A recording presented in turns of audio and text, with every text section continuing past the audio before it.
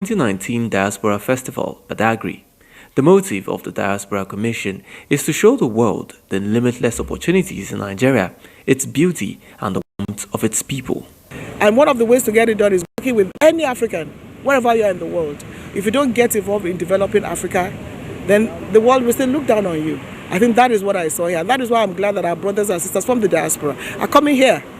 And as they are coming here, they are being led to what they can do for Africa, in particular in Nigeria here. It's a land of opportunities. Dr. David Anderson, who is the leader of the group, says the identity crisis faced by Black Americans and others around the world can be resolved by tracing their roots. I keep coming back because it inspires me, and I keep bringing other people back so it can inspire them and educate them, so we can build bridges of reconciliation between the continent and the diaspora. I discover a little bit more of who I am, and it's just awesome. I just love the culture, I love the dress, I love the food, I love the people. To be here. I'm from the small island of Puerto Rico. Many of you may not know it, but it is a small island in the Caribbean, colonized by the Spanish. And when they killed the Taino Indians through the transmission of smallpox, they brought Nigerians to work the gold mines. And so I knew from our music growing up, from our festivals, that we were tied to this great nation. But it wasn't until last year when I took a DNA test. It determines where your ancestry is from your blood, that I am 9.4% Nigerian. And so this is a coming home for me. You are my brothers and sisters. I love you, and thank you for welcoming us back. Thank you for welcoming us home. We are home, and we are glad to be here. And thank you for your love. Thank you for your hospitality. May God bless you. May He keep you. May heaven smile upon you, and may the peace of God be with you. To see what so many have been through, and to now be able to go back and tell so many what is here and what must happen here, so that we can build bridges that lead to love and hope and healing. Thank you. The message by the Nigerians in Diaspora Commission, as it opens the door of return for the third time, is for the world to come to Nigeria and experience history. We thank you for welcoming us back home. We today walk the footsteps of our ancestors. When we were taken away from here, we never forgot Mother Africa. And we come back here today, and we thank you for having welcomed us back home and never having forgotten us. For all the millions of Africans who could not take this journey, but who are still outside, we represent them, and we give thanks and praise for the welcome that you've given us. And we are the seeds and the testimony that they too will be returning home. So prepare yourself as you've done for us to receive the brothers and sisters to come back home, and that we remember the Dagri, we remember Nigeria. Nigeria, oh! Nigeria, oh! Nigeria, oh! The Dagri, oh! Freedom! Freedom!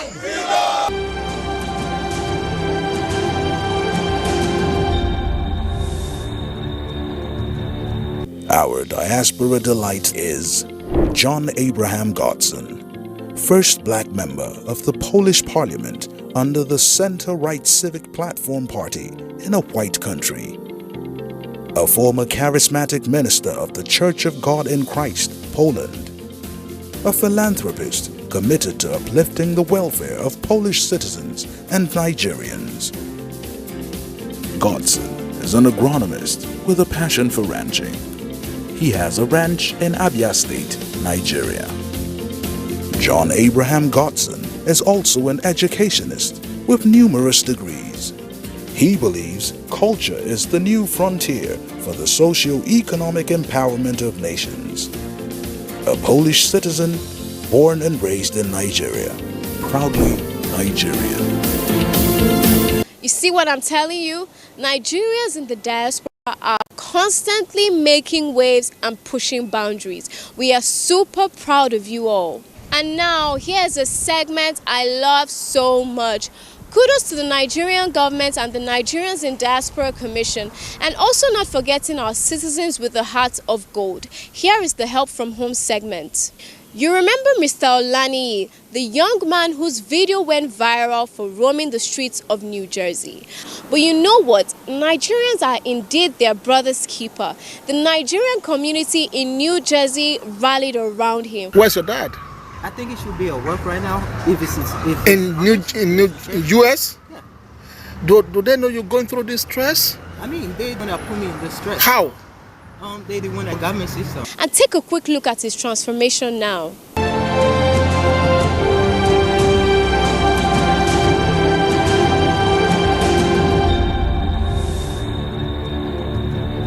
What a lovely and inspirational transformation. And also, let's take a quick look at the dispositional gesture of a lady who pleaded anonymity. She reached out to the CEO of the Nigerians in Diaspora Commission, Honorable Abike Dabiri Erewa. She offered to donate her 1 month salary to the South African returnees. Let's take a quick look at her visit to the commission. Stay with us. From a lady who said, as a two-time cancer survivor, she just wanted to give back, and she wanted to give it to in particular the children of South African returnees. A 1 month salary. We appreciate her, we thank her, and appeal to Nigerians, if you still want to give, they still need your help.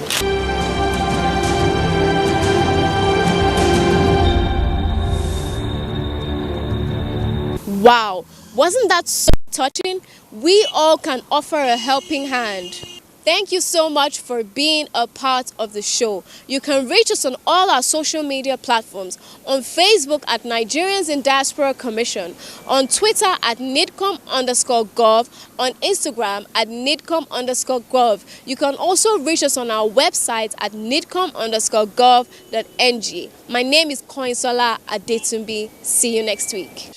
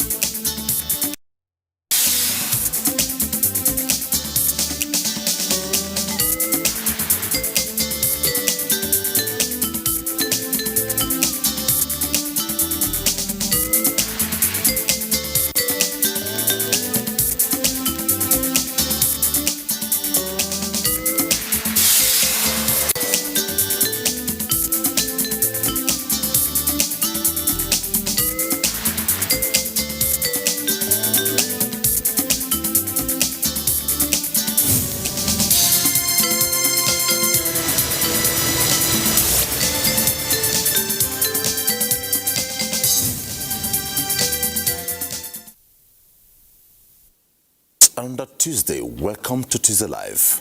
Omini Odan is my name. A few days ago, President Muhammadu Buhari sent a request to the National Assembly seeking approval to borrow $29.96 billion to address the nation's significant economic difficulties through a variety of policy approach. This is based on the understanding that an effective economic stimulus will raise demand in the short run while improving the capacity of the economy to supply goods and services in the long run, ultimately to achieve active productive capacity of the people across board. The sweet bitter taste of the current economic calls for injection of heavy funds to enable the government stimulate the economy by spending on projects to address unmet infrastructure needs. A substantial public investment on infrastructure, no doubt, will create new jobs, create new skilled people, and create an engine of growth in many areas. The argument that Nigeria has high external debt already may not entirely represent reality, since the productive capacity of the nation has a lot of shortfalls far from our real economic potentials. with carefully crafted details focusing on mining, power, health, agriculture, water and educational sector. The President will be achieving a new world based through adequate provision of infrastructure needs necessary and consistent for domestic and global investors. Tonight on the program, Tuesday Live is focusing on $29.96 billion economic stimulus infrastructure plan with reports dotting across the country. But first, this background report together by Benny Adams. President Muhammadu Buhari had on Thursday requested the National Assembly to approve $22.72 billion of foreign borrowing tied to infrastructure and other projects. A letter dated November 26 was read by the leadership of both chambers of the National Assembly, where Mr. President requested the lower house to reconsider and approve the external borrowing plan for 2016 to 2018, as well as projects tied to the funds, with plans that 40% of its borrowing comes from offshore sources by 2019 to lower cost and fund budget, as the government plans to spend 10.33 trillion naira next year. To increase our GDP, stimulate the economy, provide employment, bridge the infrastructural deficit that we've all been talking about, that will take us trillions and trillions and trillions of naira to meet. The new borrowings are tied to projects supported by the World Bank, African Development Bank, Islamic Development Bank, and German Development Bank, as well as China Exim Bank. This move by the President has generated conversations across the country for and against, bearing in mind that no country in the world survives without borrowing. Well, personally, I don't see any problem with it. After all, if you look at the level of decay in our infrastructure, I think it's worth it. And if you look at the level of infrastructure development that are going around in the country, I think it's worth it, because that shows a kind of seriousness on the side of government, because government want to put these things right so that investors that can attract investors into the country. By diversification and thorough thinking through of needs, we could address our problem by not extending or increasing our debt profile. Borrowing is not a problem. What you do with what you borrow is where the problem is. If it is spent on infrastructures and we see that the money is well spent, there will be no problem. But if it is not, because of the repercussion of paying, already we are paying with 1/4, we're using 1/4 of our budget to service loan. Add $29 billion to it, and the interest rate are attached to it. If there's nothing on ground to show for this borrowing, it could be disastrous for tomorrow. According to the letter, outstanding projects in the plan that were not approved by the legislature before now are critical to the delivery of government policies and programs relating to power, mining, roads, agriculture, health, water, and the education sector. A ground-up by Benny Adams sets the tone for Tuesday Live tonight, and the focus once again is the economic stimulus infrastructure plan. Well, within the program tonight, we shall be dotting the landscape of Nigeria, where we have done a couple of reports within the sectors in the country, across the country. And Tuesday Live, as you know, has a character. At some point, the lines will be open and you put your calls through, raise your concerns, ask your questions. Also, our Twitter handle at Tuesday Live NTO is open. Send your tweets. As much as time allows, we'll address them. And I must assure you, I have a team of wonderful guests, experts that will raise your concern. Economic stimulus infrastructure plan. Tonight, to my immediate left, I have the Senior Special Assistant to Mr. President on Public Affairs, Ajuri Ngalale. Good to have you on the program. It's always a pleasure to be here. Dr. Emeka Okengu is the development economist former member, 30 years infrastructure master plan, and former consultant to the World Bank. Good to have you on the program. Great to be here. Thank you very much for having me. Also, Professor Ken Ife, development economist and macroeconomic policy analyst. Welcome to the program. Thank you for inviting me. Ayobami Ayolowo is a political economist and public affairs analyst. Welcome. It's a pleasure to be here. Thank you. Economic stimulus and infrastructure plan. This has generated a lot of conversation the last few days in the country, but it is very clear. Let me take off from I remember vividly, gentlemen, taking off from the SSA. Shortly after elections and the government was inaugurated, a few red tops were all over the country, and two core suggestions across board was Nigeria urgently needs a massive economic stimulus plan.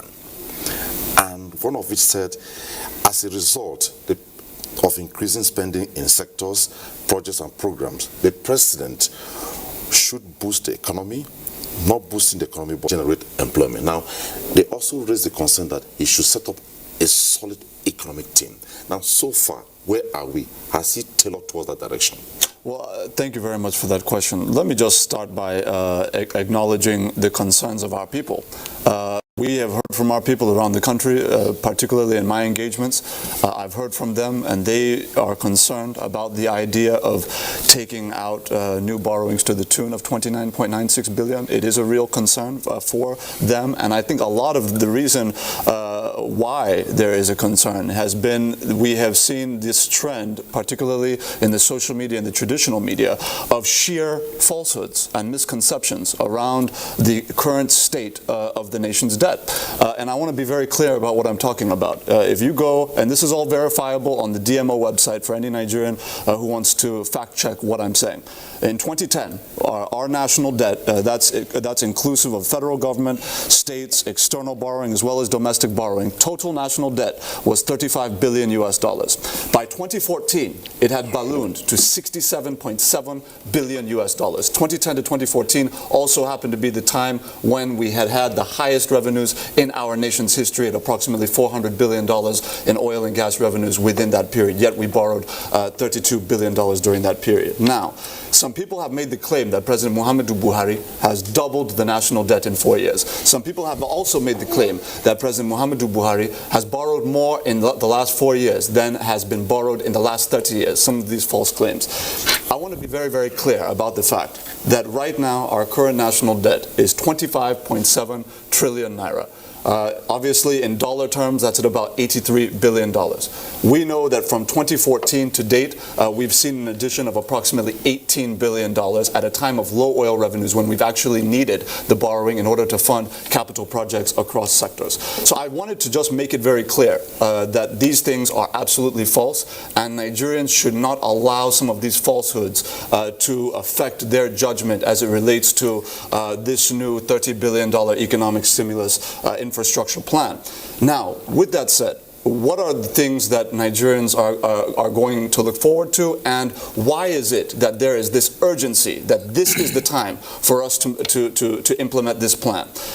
We need to understand that we're not living in a silo in this country. We are part of a global village, and we also know that African states have signed up to the African Continental Free Trade Agreement. That is obviously going to entail about over $1 trillion US in new investment that's going to be flooding this continent.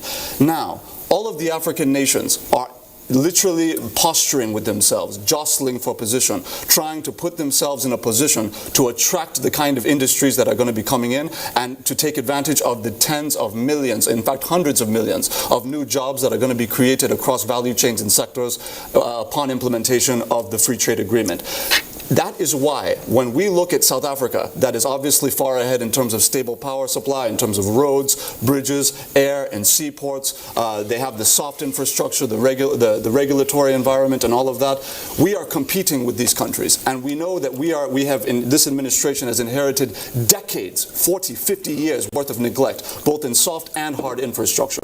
What that means is if we are going to court that investment effectively and make sure that we don't just end up as a dumping ground, but instead become a choice destination for factories and industries, we have to put that infrastructure on ground in a way that we never have before, in the most urgent fashion possible, to ensure that we are ready to capture all of the industries that are going to be flooding into Africa over the next 5 to 15 years. The time is now.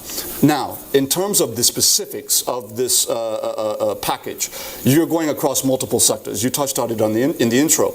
You have education, you have mining, you have rails, you have roads, you have even in terms of e-governance, you have social investment, you have MSMEs development, and we're going to get into the specifics of all that. But I think if I want to just pinpoint to start out the conversation some of the very critical projects, I would say that we would look at the rail sector, where this infrastructure plan is going to put the finishing touch on the Lagos to Kano rail line. We know that Lagos-Ibadan is at a very advanced stage. In fact, Mr. President has now moved that rail line from Iju into Apapa port to decongest the ports and all of that. We're now dealing with the Ibadan to Kano segment, which is now in this infrastructure package, $5.53 billion at a low interest rate of about 2.75%, with about a 20-year maturity and about a moratorium of approximately 7 years until we begin repayment. We're very happy with the terms of that deal. We would also look at the coastal rail line, where we have a segment that's going to be running from Calabar into Port Harcourt, deep down into One Port, because Mr. President, in his wisdom, has seen that we need to diversify our port infrastructure away from Apapa Port, which is overly utilized. So now we're going to have that rail line going into One through Port Harcourt from Calabar. And that project is about $3.4 billion, and it's part of a larger 6-phase rail line that's going to run from Lagos to Calabar.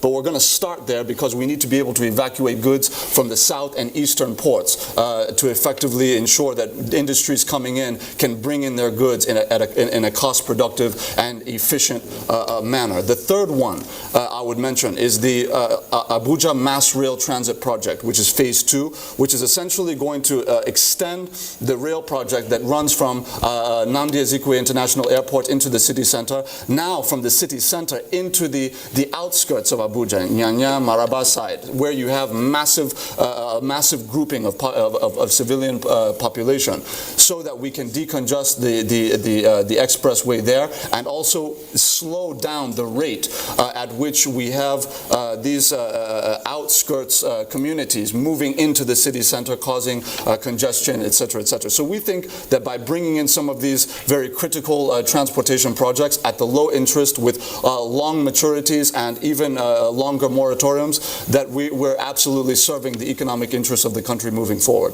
Okay. Now, Dr. Kingu, 39 emergency projects is what this whole thing is to finance. He has touched on a couple of them. Let's speak to the agricultural sector. No, let's speak to the issues. The issues, yes, yeah, this part of it. I'll get to the agricultural sector because it's important you place this right. What are you borrowing for? What is borrowing? And each time people talk about borrowing, do you know how much China has borrowed and how much China is owing? Yet, it's seen as the largest economy.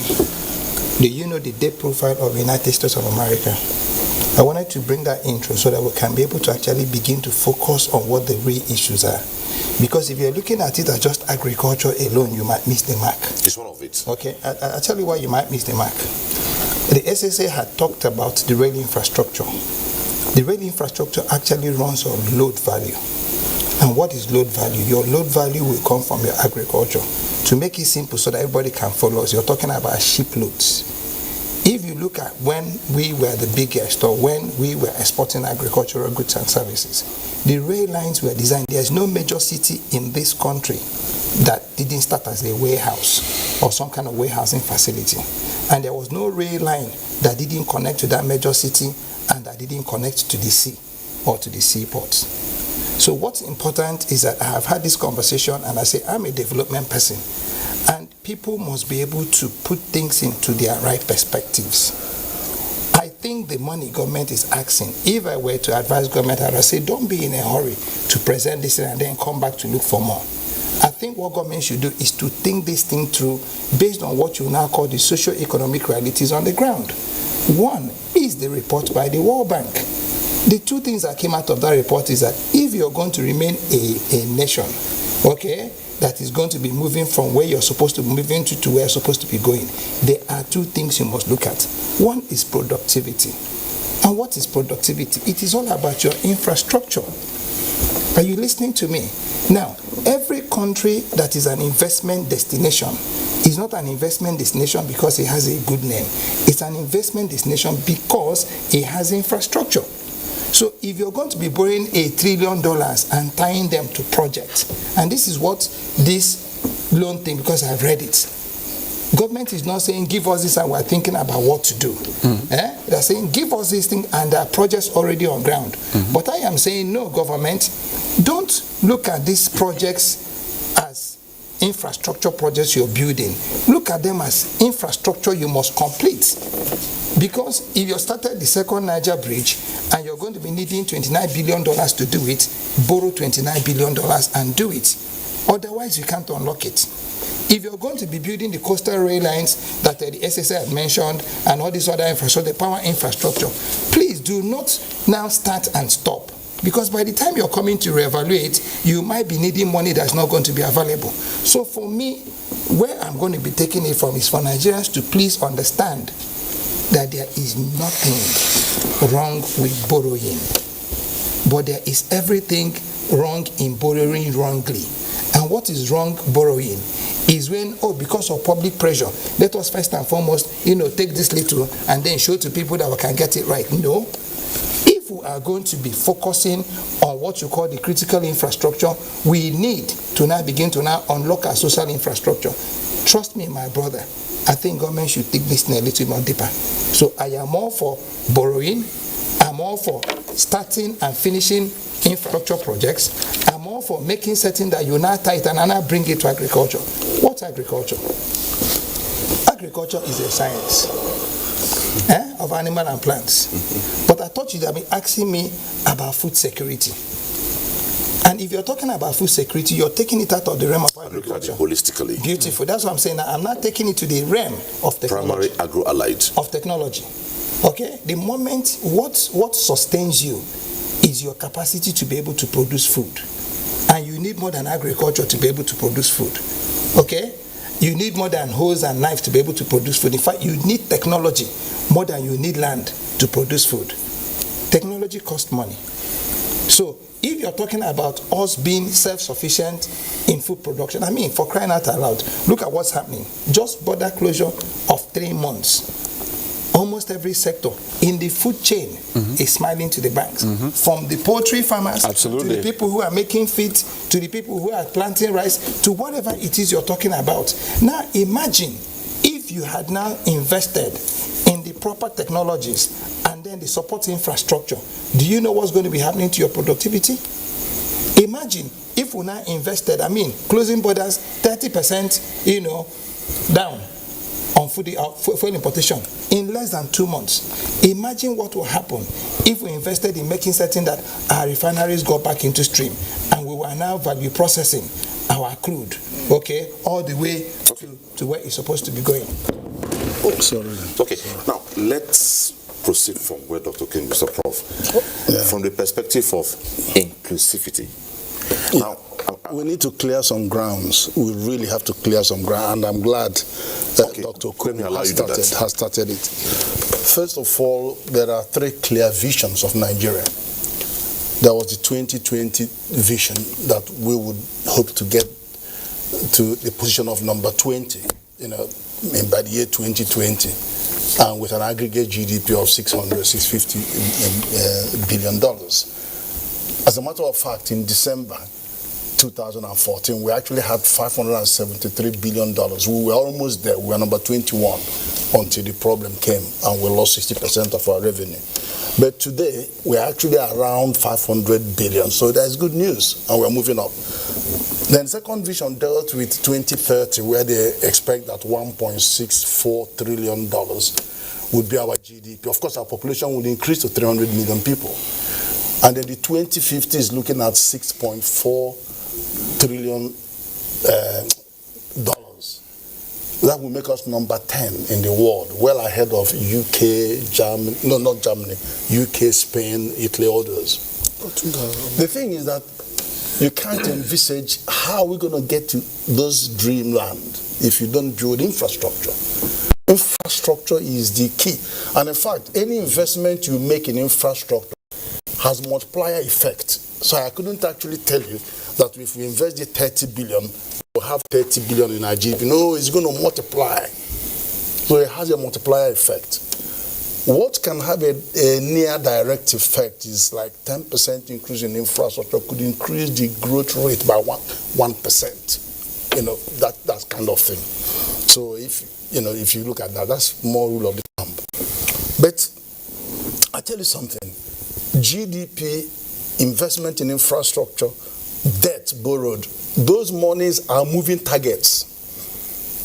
People should stop screaming that it is doubled, it's not. They are moving targets. What is more appropriate is percentage of the loan to GDP. Okay, in 2004, we had the highest debt to GDP ratio at 20%. That was the highest in 2004. And as you come down, 2005, it dropped to 11% because we settled our debt with 18 billion and forgiveness. Then 2010, it was 13 when it was 19.3%. And the figures, obviously, it was 64 billion, it was 40 billion, yeah. In 2017, yes, it was 70 billion. You may say it doubled, but it was actually 13.2% of GDP. Now, in 2017, I tell you something, even 2018 was 73 billion, which you mentioned, but as a debt to GDP, it was 20%. Now, 2019, even though it is 84 billion, 83.4 billion, right, it's still 18% of our GDP. So it's nowhere near the threshold. And let me tell you something. The Forbes in 2018 voted Nigeria as the best debt managed economy in Africa. That's the first shot of saying in the world, and I'll tell you why. They looked at three parameters. They looked at the country, their national debt, their foreign reserve, and their debt to GDP ratio. This same thing I'm mentioning. US had a national debt of $21 trillion and a foreign reserve of 125 billion, which is nearly 3 times our own. What is it? But their debt to GDP is 76%. Now, UK borrowed 2.3 trillion with a reserve of 164 billion with 89% debt to GDP. Now, China is, of course, the richest in this respect. They have 4.3 billion in debt, 8.1 billion in reserve, huge reserve, but they still have 41% debt to GDP.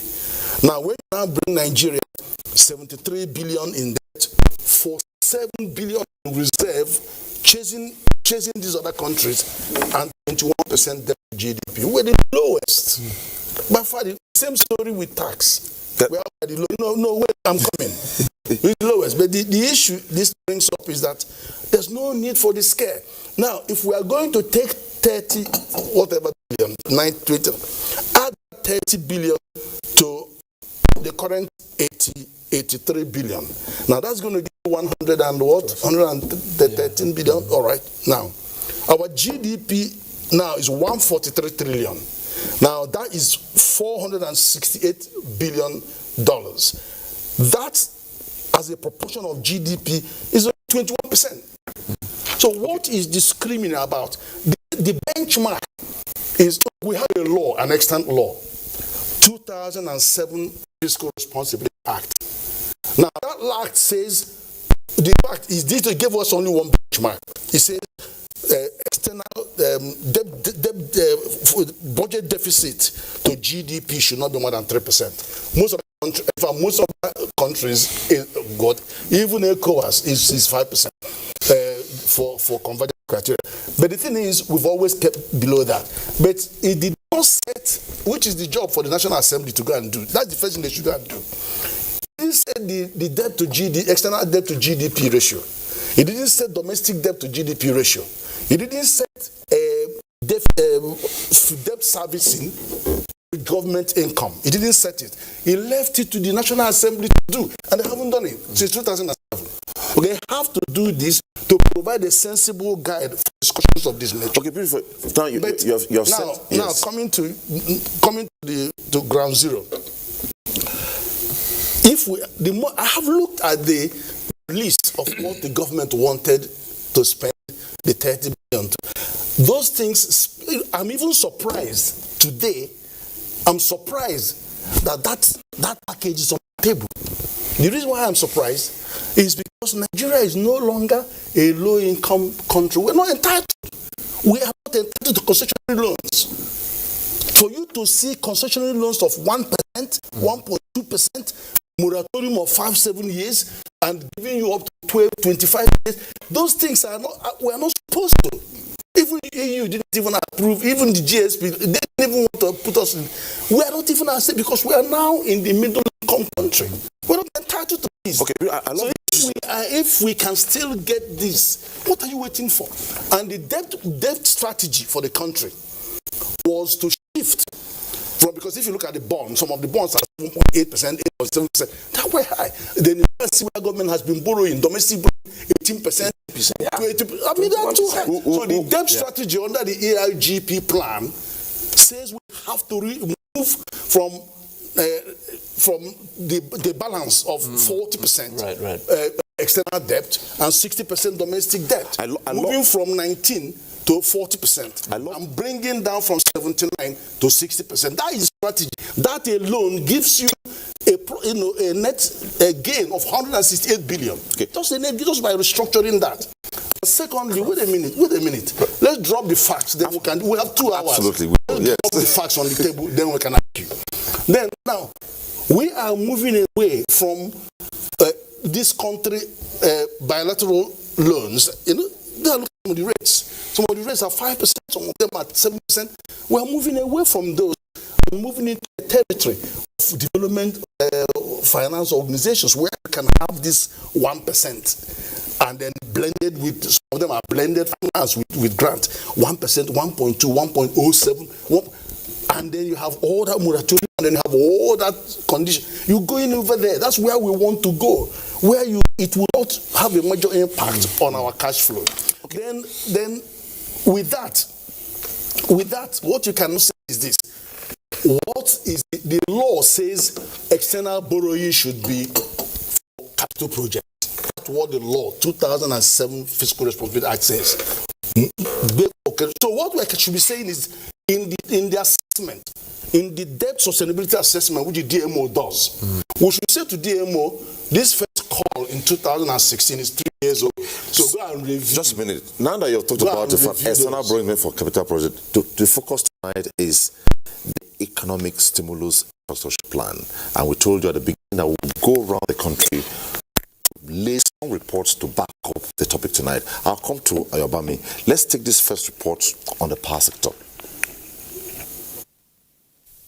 Nigeria, with an emerging economy standing tall on the African continent, pimping into global market, is somewhat impaired by stable electricity supply, making business owners to wear long faces as a result of huge money spent on daily basis for generating sales. This is just a flash on the pan in the search of reliable electricity by business owners and households. Despite the privatization and unbundling of Power Holding Company of Nigeria, PHC, in 2013, blackout still prouds itself in many parts of the country, crippling industries and small and medium-scale enterprises. 59 years after independence, power supply still hovering between 3,500 megawatts and 5,000 megawatts, a situation sector players consider as a drop of water with an estimated population of 200 million people. As more power is made available to industry in particular, more jobs will be created, more Nigerians will be empowered. There is a ray of hope in sight as the government at the center targets to further invest additional 1.65 trillion naira in the sector with additional funding from donor agencies. The intervention fund is for the completion of ongoing power projects in parts of the country. We are also having the highest grant that has ever been seen in the history of the sector. If you look at European Union, they gave us 25 million euro grant.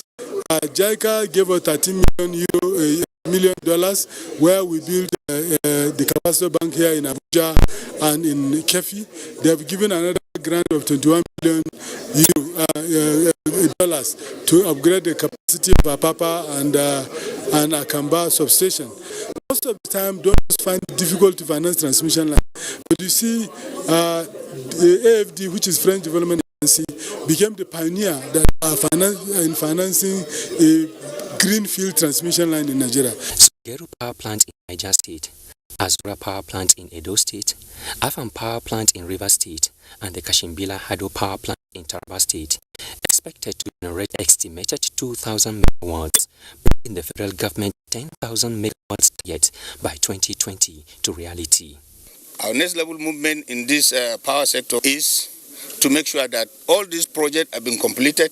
We are going around to complete the project and also to commission the project before the end of this term. For those in the business of power, massive investment in the sector and the recent request by the executive to the Senate for reconsideration and approve the external borrowing plan of $29.96 billion to fund critical infrastructure, including the landmark power projects in Abuja.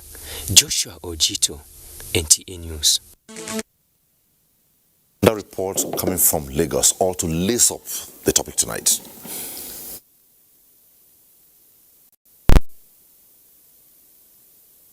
Infrastructure is essential to daily living, from individual road users, logistics firms, and public transportation agencies all make use of the roads for their survival. According to the Federal Ministry of Works and Housing, Lagos has a total of 70 federal roads and 31 bridges. Out of that number, 11 roads and 5 bridges have works ongoing. These include projects such as the Lagos-Ibadan, Lagos-Badagry, Lagos-Abeokuta, Apapa-Oshodi Oworonshoki, and Ikorodu-Jagamu expressways, as well as the third mainland bridge. The intention is to still maintain this road, take it back to its original form. Government has also provided funding, special funding for some major roads, of which Lagos-Ibadan is one, which is to be funded from the NSIA, funds. So with that, I think about $650 million has been set aside for Lagos-Ibadan and some other critical projects. These developments are targeted at reducing the burden of traffic, leading to loss of man-hours. One-way handling, it's about 3.6 billion, and it's for 18 months. They have started installing some drainage works along the road, especially at Agbara, towards the end of the project. Aside these, the state government, in complementing the federal government's efforts, recently declared a state of emergency on its roads. It's to construct the road, but they should tell the contractors to speed in the work. When they are constructing roads, they should try and build alternative routes so that it doesn't get too much traffic. I think it should work more in the night. The huge investment in these road infrastructure underscores the priority placed by the federal government in having more motorable roads befitting Nigeria's mega city. In Lagos, Dotun Ogunyemi, NTA News. And if you're just joining us, the program is Tuesday Live, and the focus is the Economic Stimulus Infrastructure Plan. We have taken reports on the power sector, and we had just finished one from Lagos on road infrastructure. Let's take a look, listen to this one from Jigawa State. Factors might be responsible for the increased number of farmers in Jigawa State from 60% in less than half a decade ago to about 90% presently. High cost of living as a result of the recession Nigeria faced a couple of years ago has forced people to return to farm to at least produce food for themselves. Encouragement by federal and the state governments as well as agricultural organizations with loan facilities, farm implements, improved seedlings and fertilizer, and subsidized prices have been identified as bait farmers, including members of the elite groups and civil servants. The involvement of the elite in agriculture has no doubt motivated the peasant farmers to focus more on the business, but they also, like the peasants, need the support of the government to take the business to the next level. So government should encourage large-scale farmers so that we will employ the people. So I think government should also look at us as part of this country, the people, to give us access to facilities like loans and so on, so that we can also diversify and grow and employ more people. Despite these huge opportunities, farmers' slow adoption of changes and innovations brought to them by the government and non-governmental organizations with interest in agriculture to boost their yields remained a serious challenge to be dealt with. Farmers are the main problem of Nigerian agriculture. Talk to them, they don't listen. When they listen, they don't act. When they act, they don't study it or continue with it. And they know very well the system is better than the previous system. But all the same, they will drop it because they do not care about profit or loss in the agricultural system. The recent closure of borders by the Nigerian government has indeed boosted market opportunities for the local farm producers, a situation that may stimulate the interest of more people to return to the farm in Jigawa State. From Dutse, Muhammad Musa Askira, NTA News. The conversation and our Twitter handle is open at Tuesday Live NTA. At some point, the line will be opened and you join the conversation through phone calls too. You raise your questions and concerns. But quickly before we left, the SSD President of Public Affairs gave us an overview. And Dr. Kengu said there's nothing wrong with borrowing. And Professor Kenfe gave us a technical breakdown of the indices globally and where Nigeria is regarding global competitiveness within the time frame we're discussing. Now, let me go to Ayobami Ayolowo. Now, value-created projects. There be projects within this time that do not have value, tied to the fact that somebody raised in one of the reports that borrowing is not the problem. What you do with the money borrowed remains the problem. Thank you, Dan. I think, in fact, I would have thought we should even look critically at those projects and borrow a bit more. And I'll tell you why. The deficit in our infrastructure is so huge, it's about 40 years difference. And if you look at after, like the SSA said, for us to be competitive in terms of the economy we're competing against, we must have critical infrastructure so that we will not be a dumping ground. Rather, we will be one of the forefront countries where some of these factories and industries will be located. And I'll tell you the advantages. I was in South Africa some time ago and I was talking to people. I realized that why we buy second-hand cars here, most of them use brand new cars. And you know why? Because instead of importing those cars, all the major car manufacturers are located in South Africa. So one guy that I saw, I mean, this is a guy that typically in Nigeria would not even be able to drive, not an insult, a Toyota Corolla, was actually driving a Mercedes-Benz E350, brand new. And I was, how did you do it? When he told me the price, actually it's less than 6 million naira if you convert to naira. But if you want to buy the Tokumbo of that in Nigeria, it's about 14 million. Because you're going to import it in, you're going to pay all this. Now, the advantage is this. If we are able to develop our infrastructure, power, road, rail, and all other indices, companies can locate here, they'll be able to produce goods, and when it will be cheaper. You don't have to reinvent the wheel. You should always learn to adapt it to your need. We have a population of close to 200 million. From the report of the World Bank that just came out, we have created about 450,000 jobs. But guess what? We have released new people into the market from NYC and stuff. So what will these guys do if infrastructure is not there and jobs are not there? You see, what rails will do for you, what electricity will do for you, is that it will create multiplier effect in your economy. You have a burgeoning population of under 30 at a huge number, and you do not have jobs for them. You know the danger you are creating. You are looking for. I mean, we read the news every day.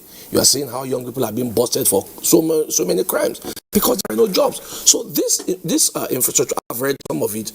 It will affect agriculture. It will affect health. It will affect education. About 18 federal universities will be upgraded. And what Adjo did not remember to tell you is that the Calabar rail will go from Calabar through on like rightly deposited.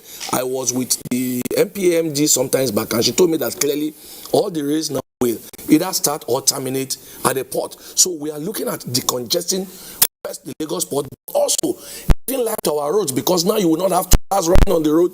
Most of the goods coming from the port will run on rail. Now that will go through on the Port Harcourt. It will go to Aba. It will. No, those are another one will no, another segment, but it's in this loan. It's captured in this. For Aba to let him deliver. Finish. Aba to Maradi to Bauchi, then Maiduguri, the standard gauge rail. So you look at if that is not captured in that. It's not. Okay, it's 5 minutes at the One in Port Harcourt. Yes, just deliver. Yes. Go ahead. And that's about 3.4 billion on this, right? That's about the amount. Now you have 18 federal universities that will be upgraded from this particular loan.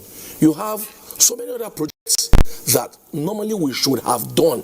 I mean, the Mambila Plateau is part of it, been on IATA for over 40 years.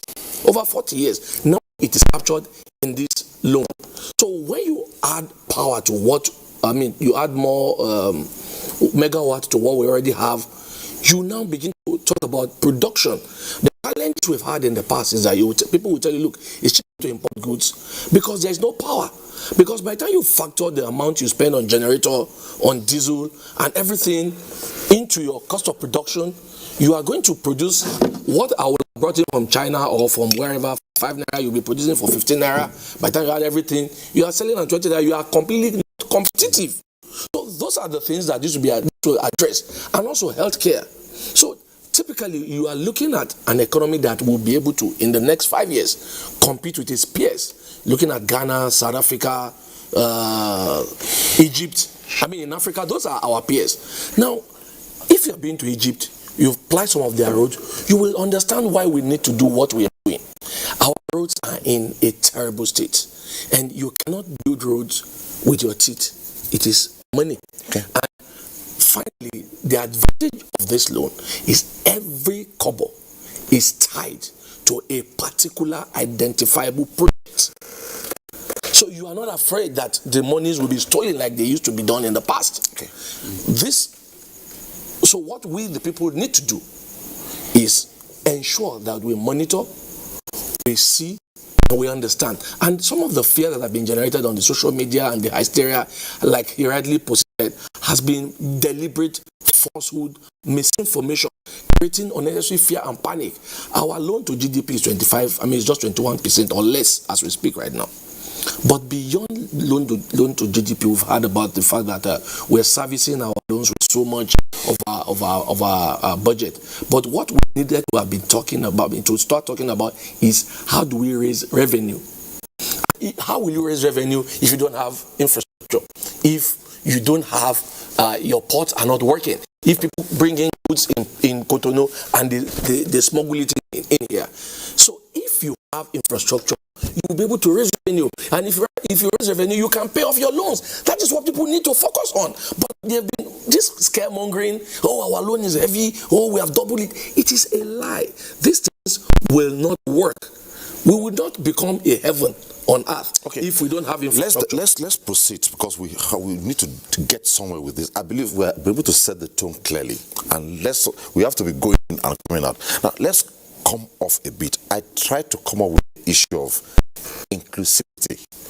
Now, with all this, if the problem of inclusivity remains, then we may not drive home this. So looking at it, let's go to this. Let me quote this. On the perspective of inclusivity, they said, beneficiaries of economic growth over time have been politicians, workers in the oil and gas sector, high-level public officials, and executives of financial institutions. Vast majority of Nigerians over time, have been left out. Can we look at this? If this is not addressed within the ambit we are talking about, will it work? Let's address it. Yes, well, thank you for raising that, because that's going to be foremost on the minds of our people, obviously, at a time of high unemployment. First of all, I want to just look at the issue of how it is that this economic stimulus plan is going to address inclusivity as we evolve the nation's economy away from oil and gas. Specifically speaking, in agriculture, there are a few priority projects within the economic stimulus plan. One is the agricultural transformation agenda, phase 2, right? What that's going to essentially do is it's going to now provide about $200 million in low interest capital to support our farmers and extension workers around the country. Right. So now you're going to obviously have the access to capital is being addressed specifically for that sector, because we know that is the largest employment generator when we talk about the diversification of the nation's economy. Two other projects are very, very important. It's what we're calling the Stable Crops Processing Zones, SCPZ. Stable crops processing zones. Now, why is that relevant? Because, Nigerians have heard a lot about different types of zones in the country. What this is Mr. President is determined that now is the time to stop this decades-long trend of African countries sending their raw materials, whether it's wheat, cocoa, cassava, whatever it is, into Europe, into Asia. They now process and add value and refine and send it back to us at 4 times the cost, and we're paying Forex instead of a situation where we should be adding value ourselves, processing ourselves, and exporting so that we can earn Forex instead of paying Forex. Mr. President is changing that now.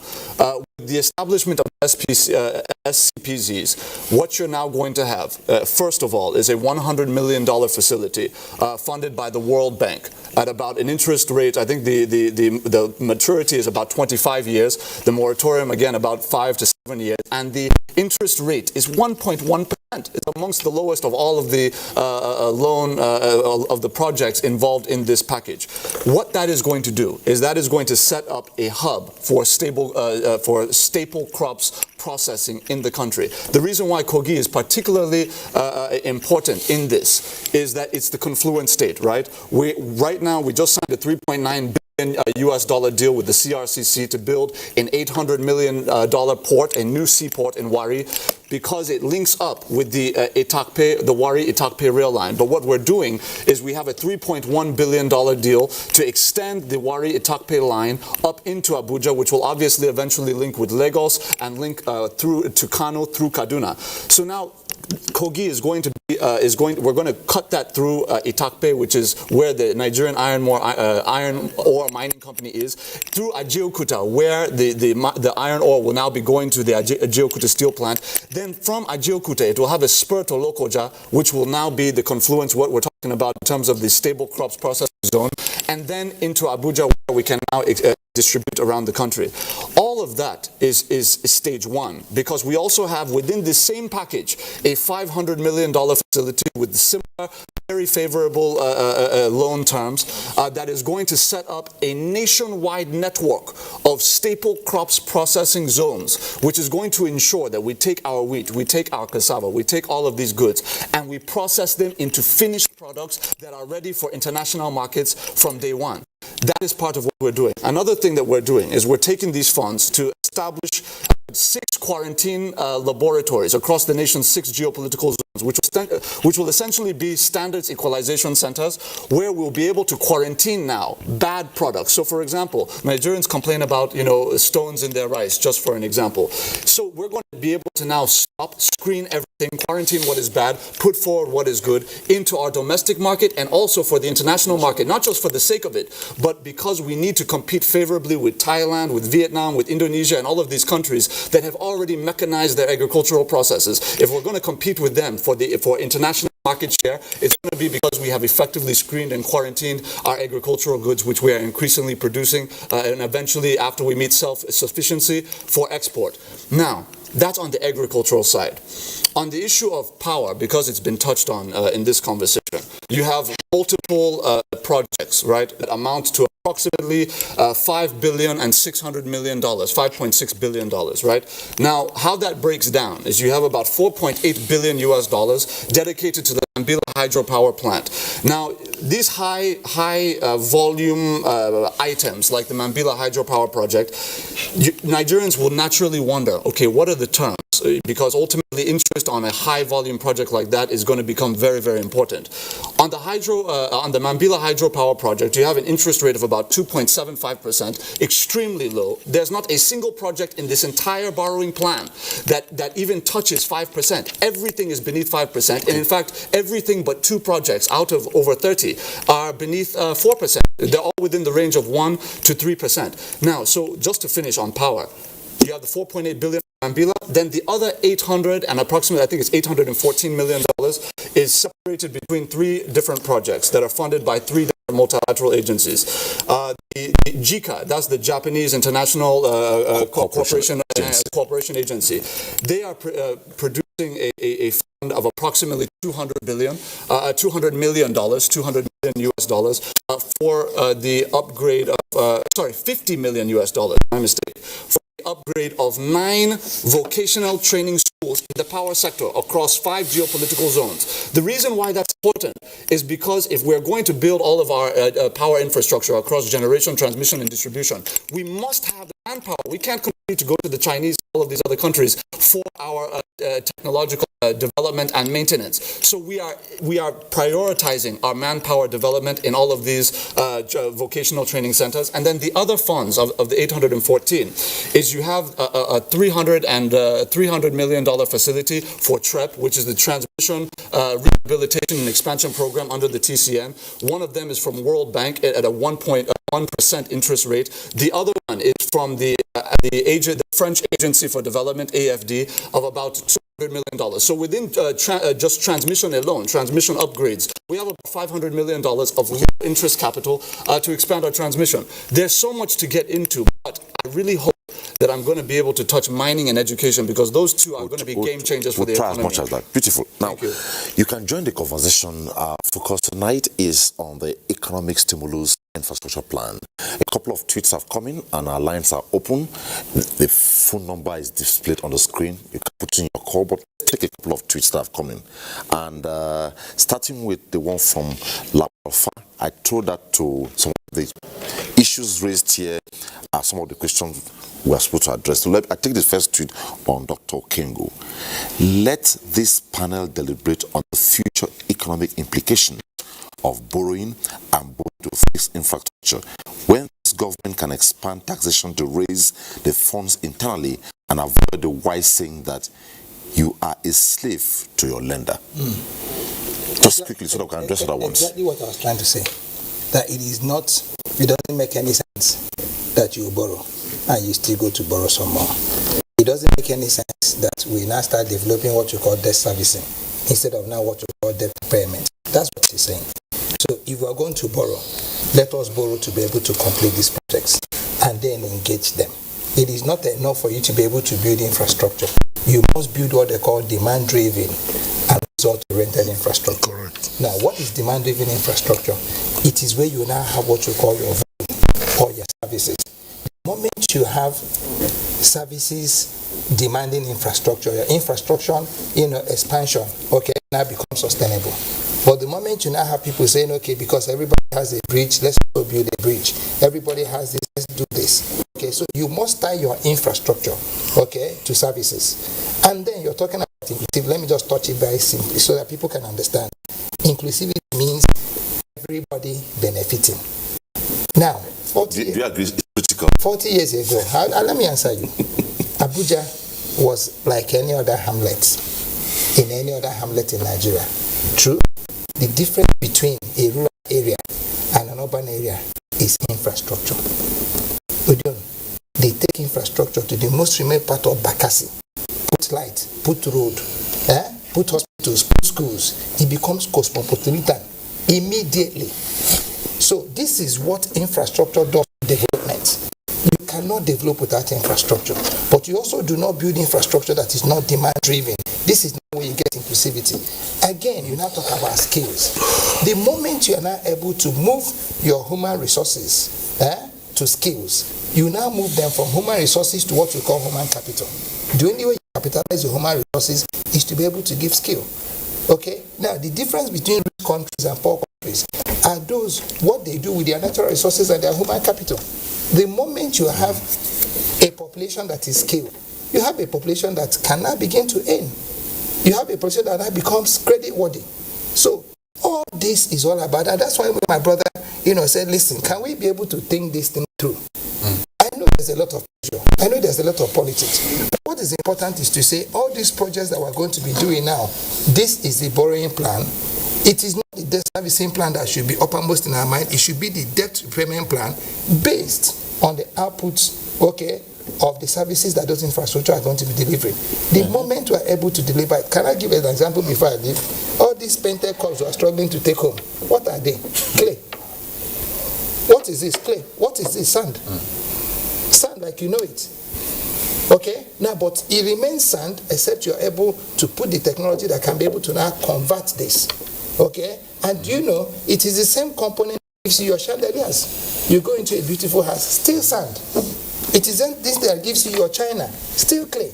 So it's important that Nigerians understand that when you say spend your way out of poverty, it does not mean you're throwing money at the problems. What that simply means is that you must be able to now identify those things that can be able to now move you from resource to skill and move you from resource to products.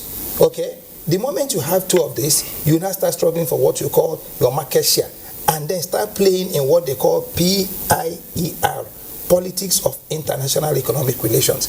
That is where you now sit at the committee of the table. Sit at the table, at the head of the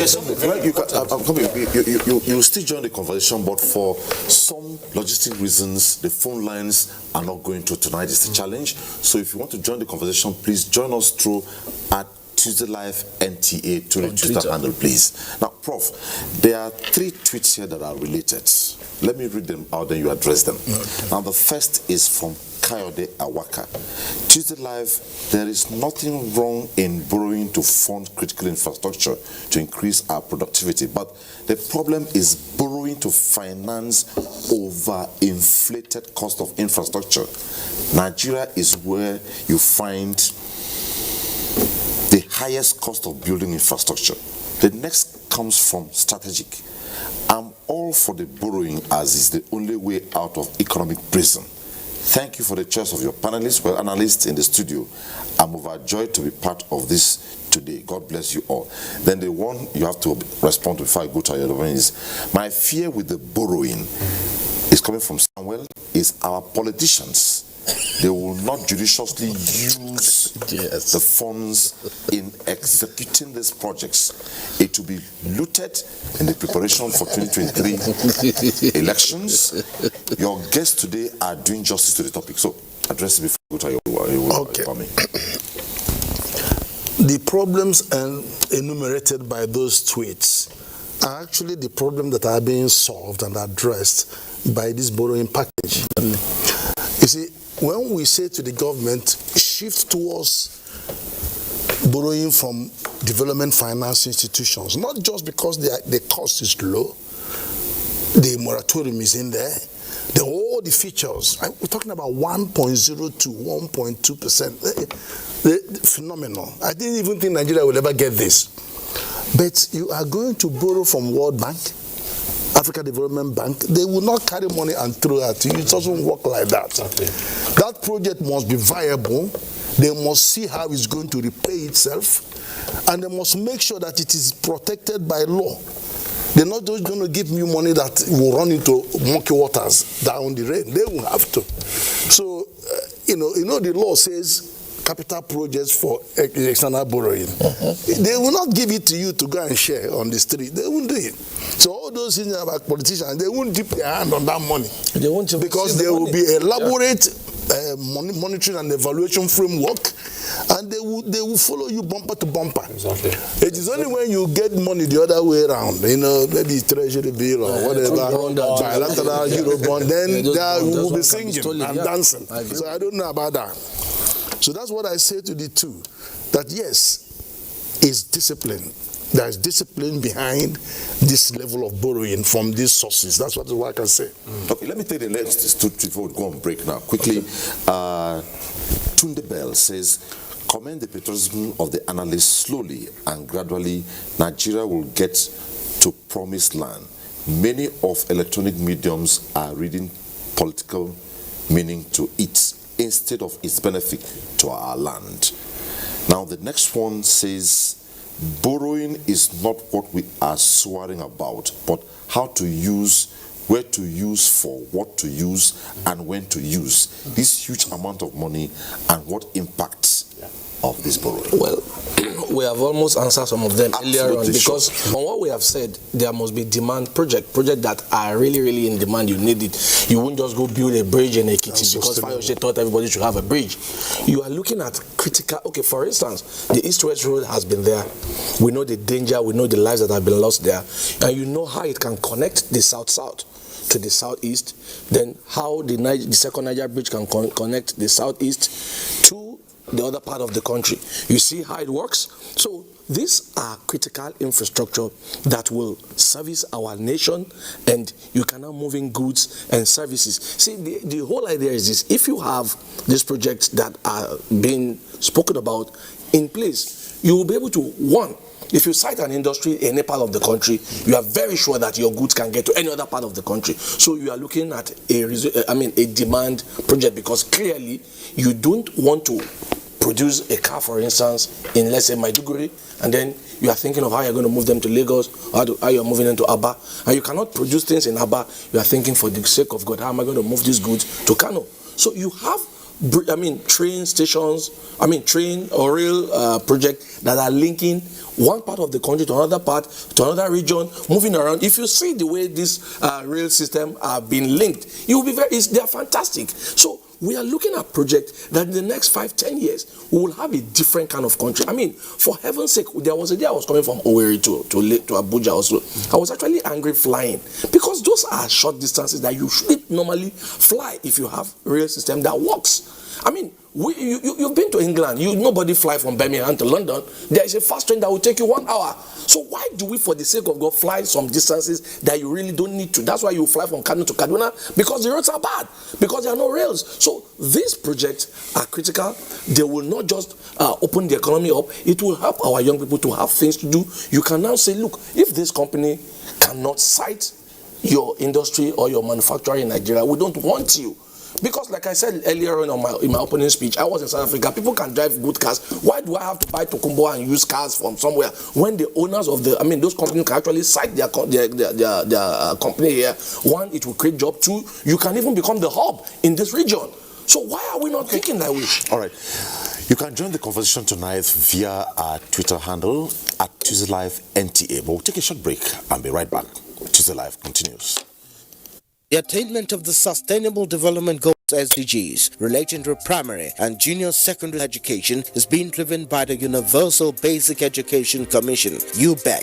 The UBE program is providing free basic education for every Nigerian child of school-going age, with government's increased relevance through access, quality, and equity. That is not all. The UBE program is also ensuring the acquisition of ethical, moral, and civil values needed for a better society.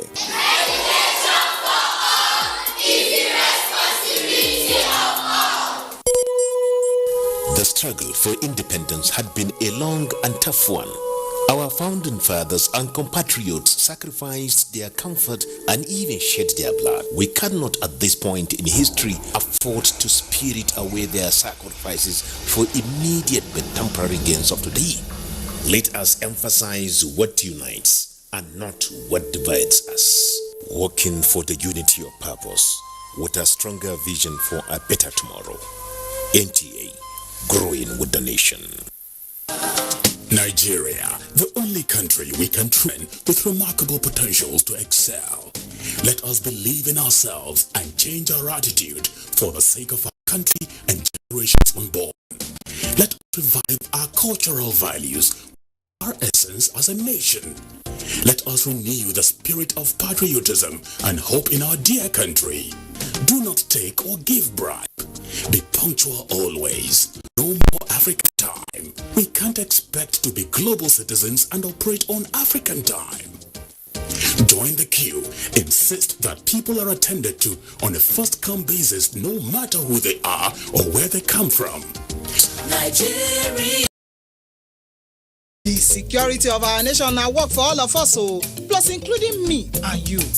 Nigeria, make we unite against terrorism. Now, Federal Minister of Information and Culture bring on this message.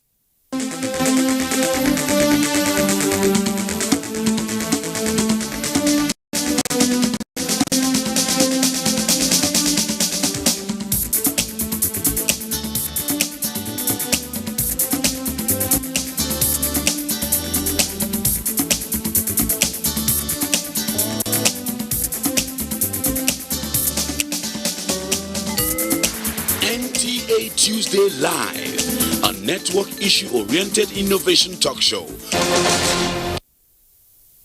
Thanks for staying tuned, and the focus once again is the economic stimulus infrastructure plan, which is targeted at funding 39 emergency projects dotting across agriculture, power, health, mining. We'll get to mining just after these two reports, first coming from Port Harcourt. Let's take a listen. Aba-Port Harcourt Expressway and the East-West Road are key road infrastructure that have witnessed the intervention of successive administrations. These roads are, however, posing some challenges to the road users, impacting negatively on man-hours and trade facilitation within the zone. As a federal road, from this road you will link to other states, Bayelsa. So federal government needs to look at this road and make sure that they work this road.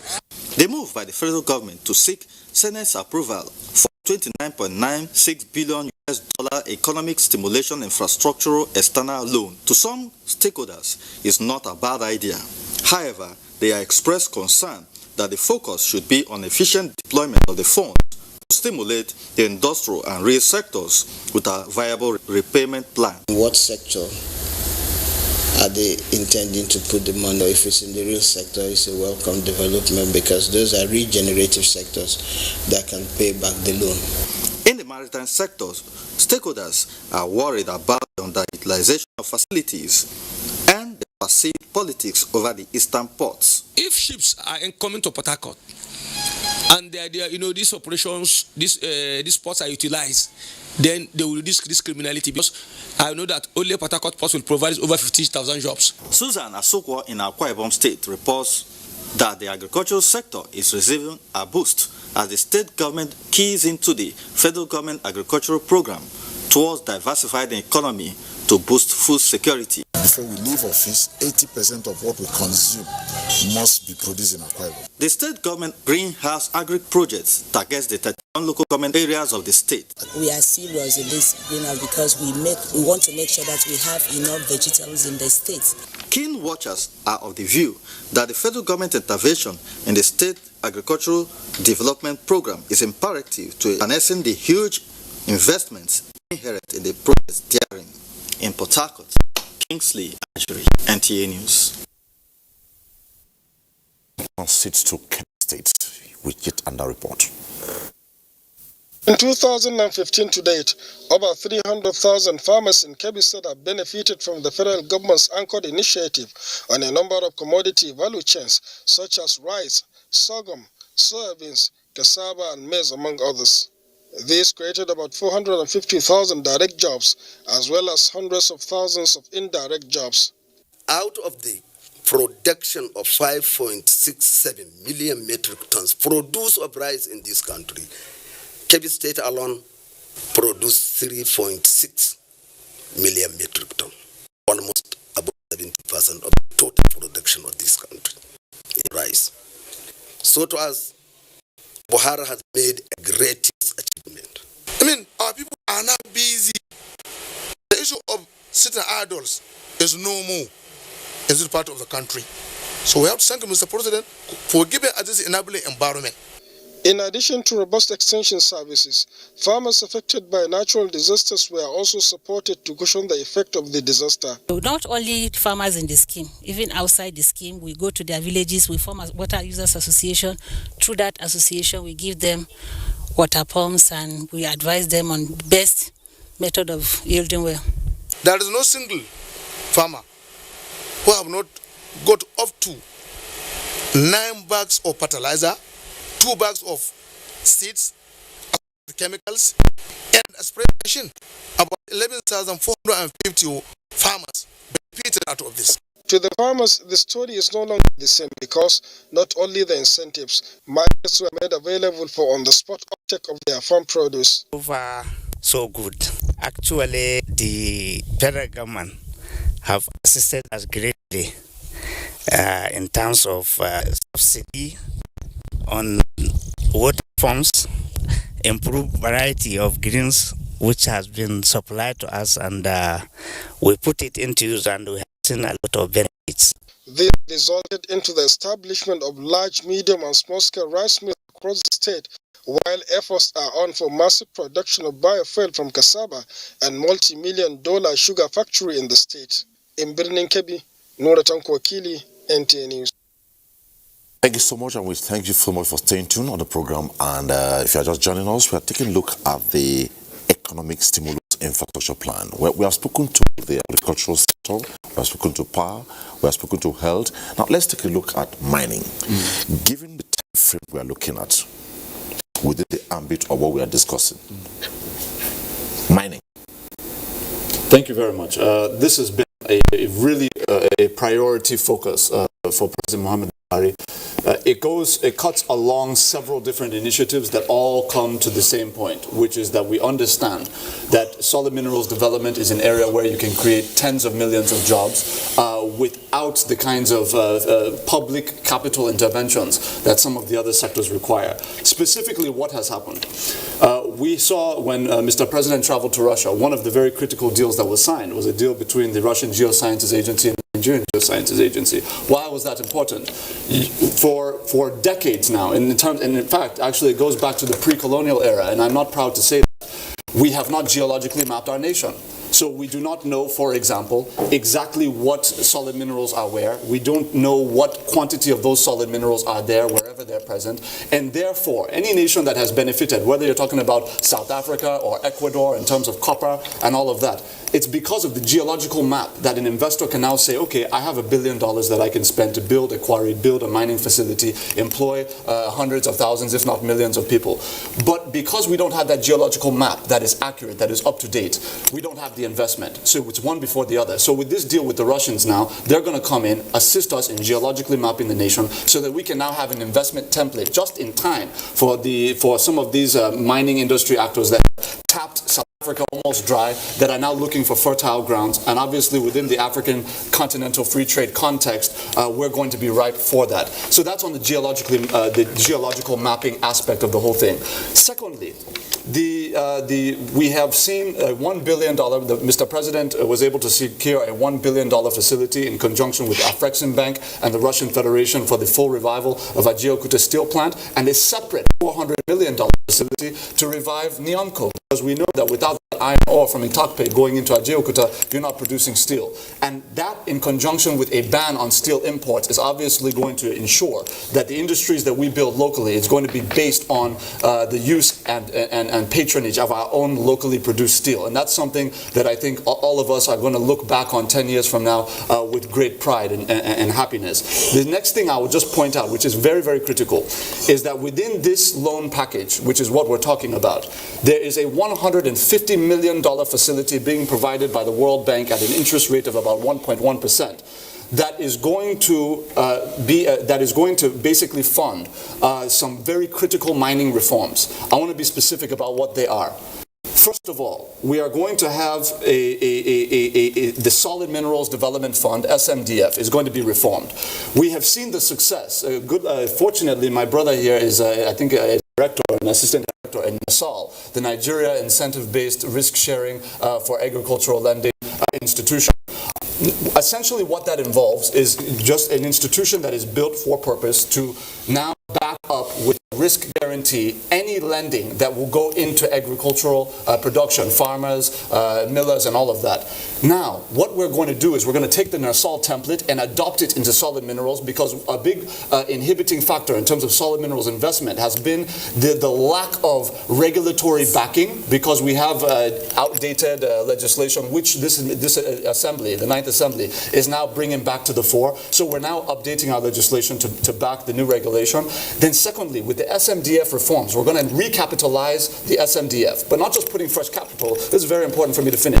Not just putting fresh capital, but now with the reforms that we're going to do to the enabling legislation for the SMDF, we're going to now be able to provide large-scale risk guarantees for anybody coming in, a foreign investor that's ready to bring in $100 million, $500 million, $1 billion to build a quarry or a mining facility. We're now going to be able to use our institute, the SMDF, to back that with a guarantee to ensure that we get the kind of investment that will provide the large-scale employment that we want in that sector. The last point I want to mention, because this is very critical, is we're going to establish 6 buying centers across the nation in every geopolitical zone, where you have locational advantage according to which solid minerals are available in each of these places. Now, what is going to happen in these centers is we have been exploited to the tune of tens of billions of dollars with illicit miners coming in from India, from China, etc., hiring some of our, some of our vulnerable populations to enter into really hazardous illegal mining sites and all of that. We know the story. But what we're now doing to check that, aside from the coordination of our security agencies being led by the Nigerian Civil Defense and Security Force, is we are now going to build these buying centers. They're going to be standards equalization centers, similar to what we're doing in agriculture, but for solid minerals. So now there's going to be a one-stop shop where everybody can come to and say, okay, these are the minerals I've mined from my quarry. They can be numbered, so we know the quantity, we know the quality, and we know exactly what's entering into the domestic market and what is going into export into the international market, so that everything within the sector is regulated and it's monitored and it's quantifiable, and of course it's qualitative to ensure that our goods can compete internationally. All of that is part of the reform package being funded in part by this infrastructure package. Okay, now let me give this question to compensate to Dr. Kengu and Professor Kenefe. You take it in turns. Now, we try to bend back a bit to what the reactions are in the public domain. Now, inflation and the stimulus spending, issues of domestic borrowing through government bonds, between domestic borrowing and external borrowing. Which do you prefer? Yet, it is imagined that domestic borrowing could be as problematic as external borrowing. However, domestic borrowing could crowd-cut domestic private investment by raising interest rates which way forward. I'll leave that to the two of you. Productivity. See all this long grammar you've spoken now. Hovers around one word, productivity. That has been the reaction over there, so can we address that? You see, the moment you're able to get productivity, and sometimes what you call your inflationary trends can actually be an advantage for you. Okay, if you have productivity. The moment you have productivity running your system, every other thing you're talking about would have been grammar. Why the mining sector that the SSA brought up is very important. I was national strategic consultant to the World Bank on mining. And the mining sector is one sector where you can actually now enhance your productivity and then actually use to check your inflationary rates. You know why? Because it is one sector that you can actually now raise funding by just getting what you call a CPR. And what is a CPR? It's called a competent person's report. He mentioned the SMDF, okay, and reforming the SMDF. It's very important. But can I tell you something? I had gone into a project sometime and I said, with my 5 fingers, I can actually raise 500 billion from the mining sector of Nigeria. My 5 fingers. How do you mean? Beautiful. We have 3 billion metric tons of coal. Fed. Oh no, proven. And then about another 6 billion in fed. That's finger 1. If you do what you call confirmatory drills to be able to get a competent person's report, and you are able to establish that you have 3 billion metric tons of coal on the ground, that is finger 2. You can actually now do what you call in situ sales of 1 billion metric tons of that coal. And as we speak now, the market price of a ton of coal has been about $800 to about $1,100. If you times that by 1 billion tons, how much does that give to you? Now, what you do with those in situ sales is you can actually now use it to begin to now get your allied infrastructure to begin to mine out your coal. We are not even taking it to power. Now, what is important in whatever it is we are doing as a time, China creates false inflation. They're able to devalue their currencies and they now sell their goods at a cheaper rate. Which is why every time we talk about getting into a recession, I say we are lucky as a country if we get into a recession, because recession is a productivity-driven thing. Okay? If you're not into production, what you enter into is a depression. If you appreciate it, but it's going to be a very long talk. But thinking our country through, thinking inflation through, It's all about now how you now manage your fiscal and monetary policies and how they align to the politics of international economic relations and your market share. Okay. Prof had taken out time to show to you that America, debt to GDP, 79%. It's crazy. Ghana is 78, nearby. Okay. And we are still bowing to America. It is because of one word, productivity. That is why they're able to now manage all this long grammar that we are now reading out. Inflationary rates,